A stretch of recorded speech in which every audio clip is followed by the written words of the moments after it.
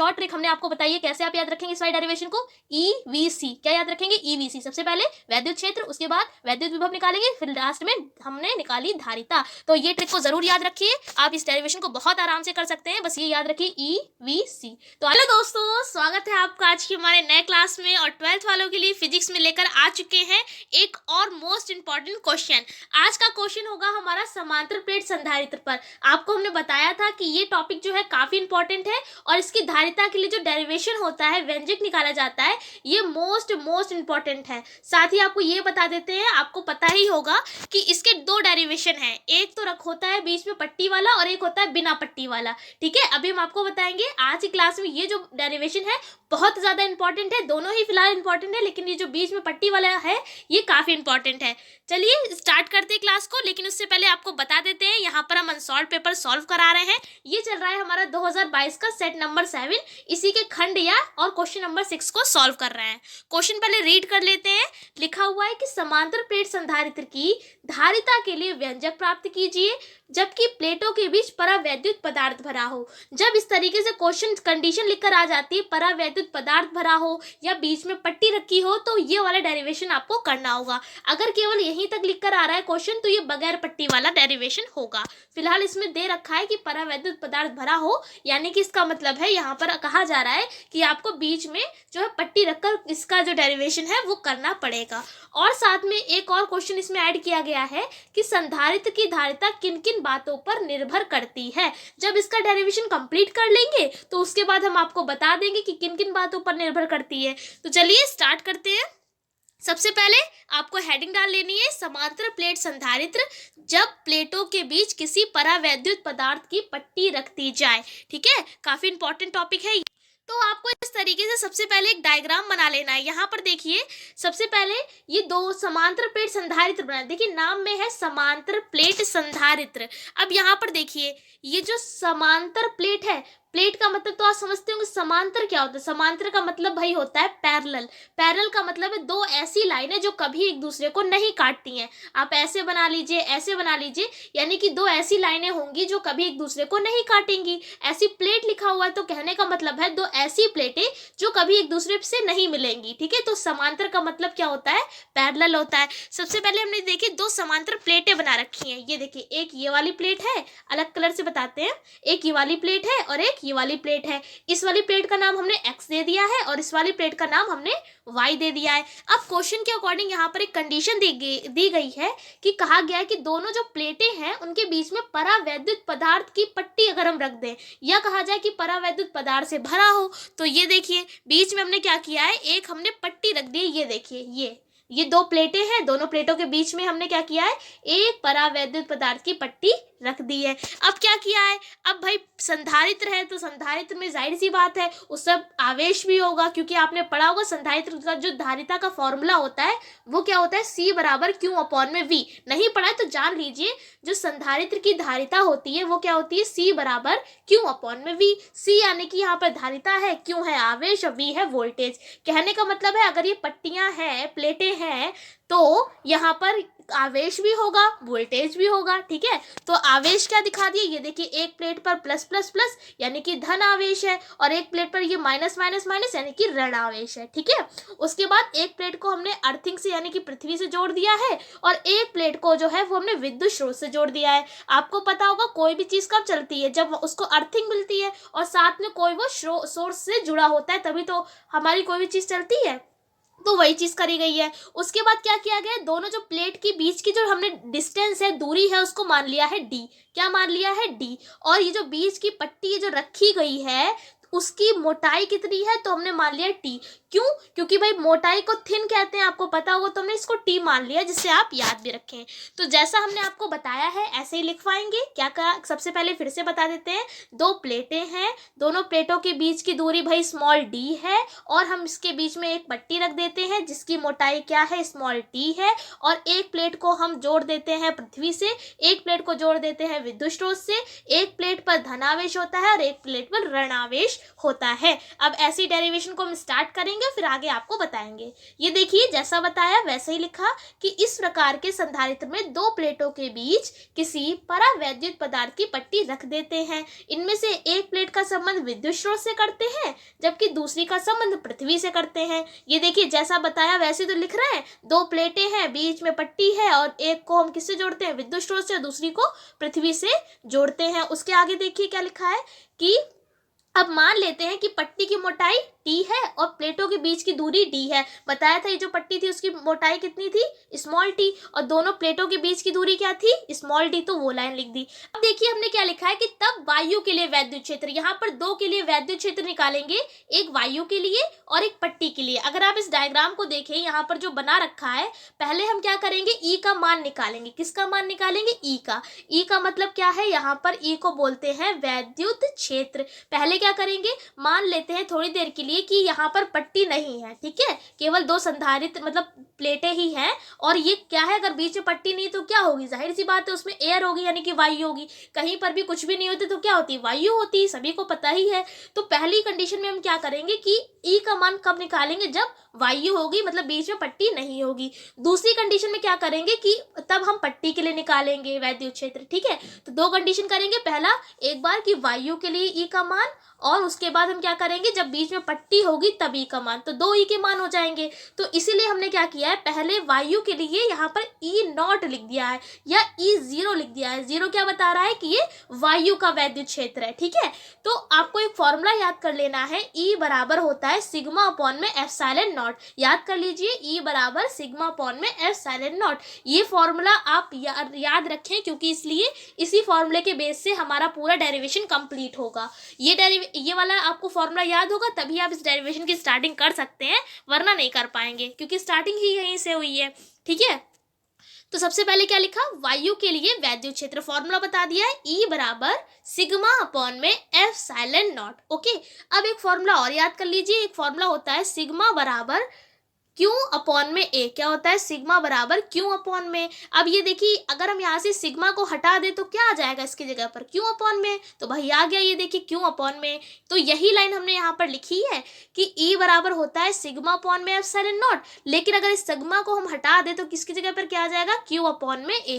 Epsilon जैसे चल रहा है उसको वैसे चलने दीजिए। तो ये वाली लाइन आई होप आपको समझ में आ गई होगी। अब वायु के लिए निकाल लिया है ई का मान, अब पट्टी के लिए भी निकाल लेते हैं। तो जब पट्टी होगी तो वहां पे परावैद्युत पदार्थ के लिए क्या करते हैं, के लगा देते हैं, यानी कि कुछ कांस्टेंट लगा देते हैं। तो फॉर्मूला देखिए वही है, ई बराबर में सिग्मा अपॉन में एप्सिलॉन नॉट। बस पट्टी थी तो के और एक्स्ट्रा बढ़ जाएगा, क्यों, क्योंकि भाई पट्टी के लिए कुछ तो आप मानेंगे, कुछ तो अलग करेंगे, तो हमने यहाँ पर के मान लिया है। फिर वही लाइन करी है, क्यों क्या होता है, सिग्मा बराबर क्यों अपॉन में ए, तो सिग्मा को हटाकर क्यों अपॉन में ए कर दिया है। दोनों ही स्टेप सेम है, बस पट्टी के लिए के को बढ़ा दिया गया है, बस इतना सा किया गया है। मेन फॉर्मूला आपका यही है। और साथ में यहाँ पर थोड़ी सी मिस्टेक हो गई है, ये आप नॉट ना लगाएं, क्योंकि इसलिए दोनों को अलग अलग करना है ताकि पता चल सके वायु के लिए कौन सा वैद्युत क्षेत्र है और पट्टी के लिए कौन सा है। वायु के लिए भाई ई जीरो लिख लेंगे और पट्टी के लिए केवल ई लिख लेंगे। ओके, अब क्या करेंगे, हम विभव निकालेंगे। तो विभव का मान कैसे निकालेंगे, आपने एक फॉर्मूला पढ़ा होगा, होता है ई बराबर में वी अपॉन में एल। एल क्या होती है, डिस्टेंस होती है, तो आप एल लिख लीजिए या डी लिख लीजिए, बात एक ही है, ठीक है।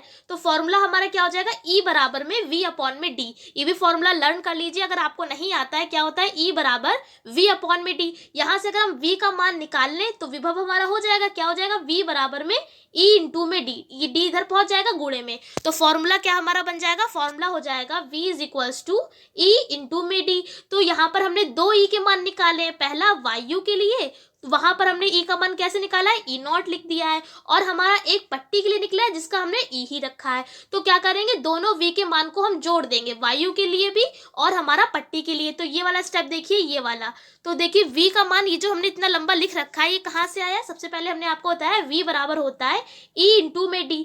तो हमने आपसे कहा कि पहले हम वायु के लिए रखेंगे। वायु के लिए का मतलब है, जो वायु के लिए वैद्युत क्षेत्र क्या था, ई नॉट।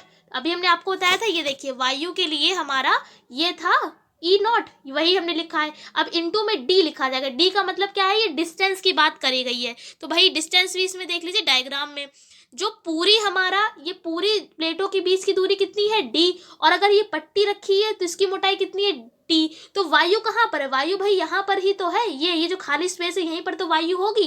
कहने का मतलब है आपको ये वाली डिस्टेंस निकालनी पड़ेगी, ये वाली डिस्टेंस। तो ये वाली डिस्टेंस आप कैसे निकालेंगे? बहुत आसान है। टोटल दूरी कितनी है? डी, और इसकी जो पट्टी की मोटाई कितनी है? टी। तो दोनों को माइनस कर दीजिए तो क्या हो जाएगा? D minus T. ठीक है, तो डी माइनस टी कौन सी दूरी हो जाएगी? ये वाली। इसकी ये इतनी दूरी हो जाएगी डी माइनस टी, और इतनी दूरी भी हो जाएगी डी माइनस टी। यानी जो खाली जगह है इसकी जो अगर डिस्टेंस बताएं तो वो कितनी होगी? D minus T. कहाँ से आया? क्योंकि टोटल दूरी दोनों प्लेटों के बीच की थी डी, और ये वाली थी टी, माइनस कर दिया तो ये जो खाली जगह की दूरी है वो हमने निकाल ली। ठीक है, तो यहाँ पर देखिए वही किया है। फॉर्मूला हमने आपको बताया v बराबर में ई इंटू में डी। वायु के लिए ई नहीं होगा, क्या होगा? ई नॉट। डी नहीं होगा, क्या होगा? D minus T. उसके बाद अब हम पट्टी की बात करेंगे तो देखिए प्लस लगा दिया। ठीक है, ये वाली बात कंप्लीट हो गई है हमारी वायु के लिए। उसके बाद प्लस लगाया। अब हम बात करेंगे पट्टी के लिए, तो पट्टी के लिए ई का मान मतलब वैद्युत क्षेत्र ई ही था, और पट्टी के लिए मोटाई कितनी है उसकी? टी। टी या डिस्टेंस कह लीजिए, मोटाई कह लीजिए, लंबाई कह लीजिए, जो भी है। ठीक है, तो वो क्या है? टी है। तो समझ में आ गया ये वाला स्टेप कहाँ से आया? बस आपको ये फॉर्मूला याद रखना है, v बराबर में ई इंटू में डी। बस क्या किया, एक बार हमने वायु के लिए लगा दिया, दूसरी बार पट्टी के लिए लगा दिया, दोनों को जोड़ दिया। अब देखिए आगे क्या किया है, यहाँ पर मान पुट किया है, ई नॉट का ये वाला रख दिया और ई की जगह ये मान रख दिया। ये मान कहाँ से लेकर आए भाई? यहाँ पर देखिए ई नॉट का मान ये दे रखा है, फिर यहाँ पर नॉट नहीं होगा, ये ई का मान है। ठीक है, तो ये ई का मान ये वाला रख दिया है, बस इतना सा किया है। यहाँ पर देखिए अब दोनों में अगर हम देखें तो कॉमन क्या निकल रहा है? ये देखिए ए अपॉन में क्यू अपॉन में ए एप्सिलॉन नॉट और क्यू अपॉन में ए एप्सिलॉन नॉट, दोनों में कॉमन है तो हमने इसको बाहर निकाल लिया। ठीक है, अब क्या बचेगा? यहाँ पर बचा डी माइनस टी, लिख दिया, प्लस लगाया। यहाँ से हम ये सब तो ले चुके थे, केवल के बचा था, तो नीचे के बचा है, ऊपर टी बचा है, तो टी अपॉन में के। तो ये वाला स्टेप भी समझ में आपको आ गया होगा। कुछ नहीं किया है, बस जो दोनों में चीजें कॉमन थी उसको बाहर निकाल लिया, जो बचा हुआ था उसको ब्रैकेट में लिख दिया। ये मान हमको मिल गया है v का। अब आपको निकालना क्या था? ये देखिए क्वेश्चन में हमसे पूछा जा रहा था धारिता। ये देखिए क्वेश्चन अभी दिखाते हैं, लिखा है धारिता का व्यंजक प्राप्त कीजिए, यानी आपको धारिता निकालनी पड़ेगी। धारिता बता चुके थे स्टार्टिंग में क्या होती है, सी बराबर क्यू अपॉन में वी। क्यों हमको पता, क्यों को क्यों ही रखेंगे, और v का मान हमने निकाल लिया है तो v के मान को हम यहाँ पर पुट कर देंगे, तो लिख दिया है तब धारिता। फॉर्मूला लगाया, v का मान अभी हमने जो निकाला है उसको पुट कर दिया। यहाँ से अगर आप देखेंगे तो क्यों जो है वो आपस में कैंसिल हो जाएंगे, ये वाला क्यों इस वाले क्यों को कैंसिल कर देगा। ये आपको पता है जो थर्ड स्टेप होता है वो हमेशा फर्स्ट पे चला जाता है, पहले पे। तो ये देखिए जो थर्ड वाला है वो सबसे ऊपर चला गया है पार्ट, और नीचे जो चल रहा था वो सेम ऐसा ही रहेगा। ये हमारा पूरा आ गया है सी का मान, यानी धारिता का व्यंजक आ गया है कब? जब बीच में पट्टी होगी। अब हम क्या करेंगे, अब कई सारी कंडीशंस लगाएंगे। सबसे पहले आप हेडिंग डाल लीजिए स्थितियां। पहली कंडीशन क्या होगी कि यदि प्लेटों के बीच संपूर्ण स्थान में कोई परावैद्युत पदार्थ की पट्टी रख दे। क्या कहा जा रहा है कि आपका जो डायग्राम था, ये जो दो प्लेटें बनाई थी एक्स और वाई, इसमें अगर हम अभी तक तो हमारी एक पट्टी चल रही थी, लेकिन कहने का मतलब है इस वाली कंडीशन में कि कई सारी पट्टियां रख दी, यहाँ भी, मतलब इतनी सारी पट्टियां रख दी कि इनके बीच में कोई भी स्पेस ना रहे। तो यहाँ पर क्या होगा, टी का मान बराबर हो जाएगा डी के। कैसे हो जाएगा? क्योंकि दोनों प्लेटों के बीच की हमारी डिस्टेंस कितनी थी? टोटल डिस्टेंस थी डी। अब हर जगह पट्टी हर जगह रख दी गई है, यानी एक पट्टी का मान टी, मतलब ये टोटल जो टी है वो किसके बराबर हो जाएगी? डी का ही तो बराबर हो जाएगा। तो इसलिए पहली कंडीशन जो होगी वो टी बराबर हो जाएगा डी के। कब? जब कई सारी हम पट्टियां रख देंगे परावैद्युत पदार्थ की। तो ये जो हमने फॉर्मूला लगाया है, निकाला था अभी इस वाले से सी का मान, तो क्या करेंगे, जहां जहां पर टी है वहां पर क्या रख देंगे? डी कर देंगे। तो भाई यहाँ पर टी था तो इसको हटा के डी कर दीजिए, यहाँ पर टी है तो इसको हटाकर भी क्या करेंगे? डी कर देंगे। तो देखिए हमने क्या किया है, जहां जहां पर टी था वहां पर क्या कर दिया? डी में से डी जाएगा तो जीरो ही बचेगा, तो यहाँ पर आ जाएगा ए एप्सिलॉन नॉट अपॉन में डी अपॉन में के। और हमने आपसे कहा जो थर्ड स्टेप होता है वो कहाँ चला जाता है? सबसे ऊपर। तो ये देखिए यहाँ पर के जो है वो सबसे ऊपर चला जाएगा। फाइनली हमारा आ जाएगा सी इज इक्वल्स टू ए के एप्सिलॉन नॉट अपॉन में डी। ठीक है, फैराड क्या है? इसका मात्रक है, तो आपको मात्रक भी लिखना है, भूलना नहीं है। तो ये तो हो गई फर्स्ट कंडीशन। सेकंड कंडीशन क्या है कि यदि प्लेटों के बीच वायु या निर्वात हो, कहने का मतलब है जो बीच में हमने ये पट्टी रखी थी जिसकी मोटाई हमने टी मानी थी, अगर वो हो ही ना तब क्या करेंगे? तो टी का मान जीरो हो जाएगा। जाहिर सी बात है, जब कोई चीज होगी नहीं तो उसकी वैल्यू हम जीरो ही तो मानेंगे, तो टी का मान जीरो हो जाएगा। जहां जहां पर टी था वहां पर क्या कर दिया? जीरो कर दिया। अब यहाँ पर देखिए 0 ऊपर है, तो ये जब डिवाइड होगा तो क्या होगा 0। तो कहने का मतलब है यहाँ पर d माइनस 0 प्लस 0 बचेगा, तो कुछ जुड़ेगा घटेगा, टोटल मिलाकर d ही बचेगा। कहने का मतलब है a एप्सिलॉन नॉट ऊपर जैसा चल रहा है वैसे रहेगा, अपॉन में केवल क्या बचेगा d। तो ये तो हो गई सेकेंड कंडीशन में हमारा क्या आ जाएगा, c is equals to a epsilon nought upon में d। फैराड इसका मात्रक यहाँ पर भी लिख देंगे। थर्ड कंडीशन क्या होगी कि यदि प्लेटों के बीच किसी धातु की पट्टी रख दे, अगर मान लिया ये जो पट्टी हमने रखी है वो क्या होगी, कोई धातु की होगी, मेटल की होगी, तो k का मान क्या हो जाएगा, अनंत हो जाएगा। k क्यों लिखा है, अभी तक तो हम t चला रहे थे भाई। k का मतलब यहाँ पर है, हमने आपको स्टार्टिंग में बताया था थ्योरी में कि k है परावैद्युत पदार्थ, ठीक है। तो परावैद्युत पदार्थ के लिए k ही तो यूज करेंगे। अगर धातु की पट्टी है तो k का मान क्या हो जाएगा, इन्फिनिटी। तो क्या किया, जहां जहां पर k होगा आपकी इक्वेशन में वहां पर आप इन्फिनिटी रख देंगे। देखते हैं इक्वेशन कहाँ पर है भाई, मेन इक्वेशन है हमारी ये वाली, यानी यहाँ पर इन्फिनिटी आ जाएगा। और जब भी बटे में इन्फिनिटी होता है तो वो क्या बना देता है, 0। तो ये t अपॉन में इन्फिनिटी है, यानी ये पूरा हटके क्या हो जाएगा 0। तो आ जाएगा a एप्सिलॉन नॉट अपॉन में d माइनस टी प्लस का 0। तो 0 तो हटा देंगे, केवल क्या बचेगा अपॉन में d माइनस टी। तो देखिए यही लिखा होगा यहाँ पर, ये देखिए d माइनस टी लिखा हुआ है और ऊपर जैसा था वो वैसे ही। तो ये तो हो गई थर्ड कंडीशन। फोर्थ कंडीशन क्या है कि यदि प्लेटों के बीच अगर हम K1 K2 K3 कई सारी पट्टियां रख दे परावैद्युत पदार्थ की और उनकी मोटाइयां हो जाए T1 T2 T3, तब क्या होगा, जैसे कि एक पट्टी का नाम T1 फिर दूसरी T2, ठीक है। तो इस तरीके से रखेंगे तब क्या हो जाएगा, जहां जहां पर हमारा क्या चल रहा था t, वहां पर क्या रख देंगे T1 plus T2 plus T3 dot dot dot. इसी तरीके से जहां पर हमारा k चल रहा था वहां पर K1 K2 K3। अभी आपको दिखाते हैं, ये देखिए इस इक्वेशन में यहाँ पर इस t की जगह क्या रख देंगे, T1 plus T2 plus T3। इस तरीके से यहाँ पर भी यही सेम रहेगा, t की जगह k की जगह क्या करेंगे, K1 plus K2 plus K3 इस तरीके से। तो जो कुछ करना है, जो फाइनल जो इक्वेशन हमारी आई है निकल कर, इसी में करना है, जो भी कंडीशंस आपकी यूज होंगी। तो देखिए बस मान को पुट किया है। अब क्या किया, अगर हम मान ले कि ये जो पूरा है वो d के बराबर है, जो पूरी जो d हमारी पूरा जो मोटाई है वो किसके बराबर है, d के। अभी स्टार्टिंग में पहली कंडीशन में बताया कि हर जगह अगर आप पट्टी रख देंगे तो ये टोटल डिस्टेंस के बराबर हो जाएगा ना d के। तो वही कंडीशन लगा दी है, अगर ये d के बराबर होगा तो इस पूरे की जगह पर क्या आ जाएगा d, और माइनस चल रहा है, d से d कैंसिल हो जाएगा, 0 बचेगा, यानी 0 प्लस केवल इतना बचेगा अपॉन में। तो ये देखिए लिखा हुआ है, ये हमारी चारों कंडीशंस कंप्लीट हो जाती हैं और यहीं पे आपका डेरिवेशन भी कंप्लीट हो जाता है। एक बार हम अगर आपको फिर से बताएं, सबसे पहले हमने क्या किया, सबसे पहले भैया हमने ई का मान निकाला। एक बार हम फिर से बता देते हैं क्यों ई का मान निकाला है। भाई क्वेश्चन में कहा जा रहा था कि आपको निकालना है धारिता का व्यंजक। क्या निकालना है, धारिता का व्यंजक। फॉर्मूला होता है धारिता का c बराबर में q अपॉन में v। तो इसके लिए हमें v निकालना पड़ेगा। तो v का फॉर्मूला होता है v is equals to e into में d। इसलिए हमने सबसे पहले e निकाला। e के आपको सभी चीजों के लिए दो दो मान निकालने पड़ेंगे, एक बार वायु के लिए और एक बार हमारा पट्टी के लिए।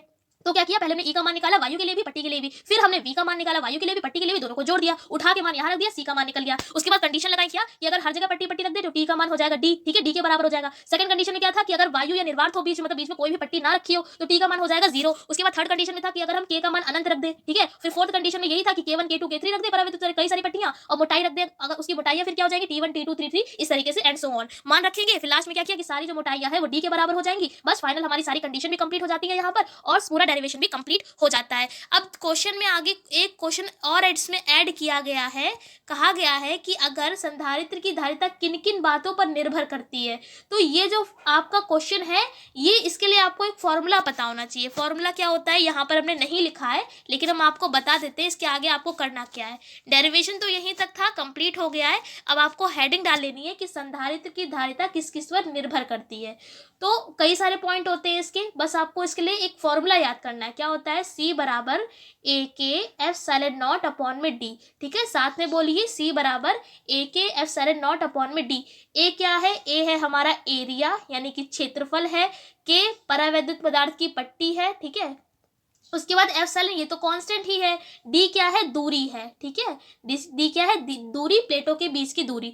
तो क्या कहेंगे आप यहाँ पर कि सी का मान क्षेत्रफल यानी प्लेटों के क्षेत्रफल पर निर्भर करता है और धारिता का मान ये जो बीच में परावैद्युत पदार्थ की पट्टी है इस पर भी निर्भर करता है, और या निर्भर करता है ये भी लिख सकते हैं, या इसके समानुपाती है, ठीक है, ऐसे भी लिख सकते हैं। और धारिता का मान दोनों प्लेटों के बीच की दूरी यानी डी के व्युत्क्रमानुपाती होता है। इसका जो एक्चुअल फॉर्मूला होता है वो होता है सी समानुपाती होता है ए के ए के अपॉन में डी। समानुपाती जब हटता है तो क्या लगता है, एक नियतांक, तो नियतांक की जगह हम एप्सिलॉन नॉट लगा देते हैं। ये है। तो पहला पॉइंट आप क्या लिखेंगे कि धारिता का मान किस पर निर्भर करता है, प्लेटों के क्षेत्रफल पर। ठीक है, अब लिख लीजिएगा, पहला पॉइंट हो जाएगा धारिता का मान प्लेटों की क्षेत्रफल पर निर्भर करता है, और उसके में आप बात लिख देंगे सी समानुपाती ए। दूसरा पॉइंट हमारा क्या होगा कि धारिता का मान समानुपाती किसके होता है, के यानी परावैद्युत पदार्थ की पट्टी के।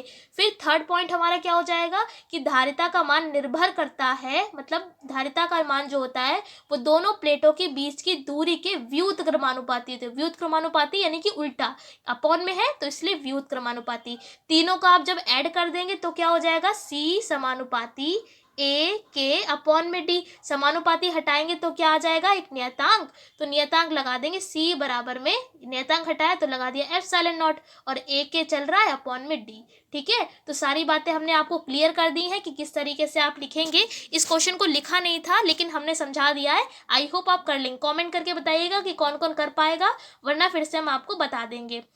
तो आई होप पूरा क्लास आपको अच्छे से समझ में आ गया होगा। एक शॉर्ट ट्रिक हमने आपको बताई है कैसे आप याद रखेंगे इस वाली डेरिवेशन को, EVC। क्या याद रखेंगे, EVC। सबसे पहले वैद्युत क्षेत्र, उसके बाद वैद्युत विभव निकालेंगे, फिर लास्ट में हमने निकाली धारिता।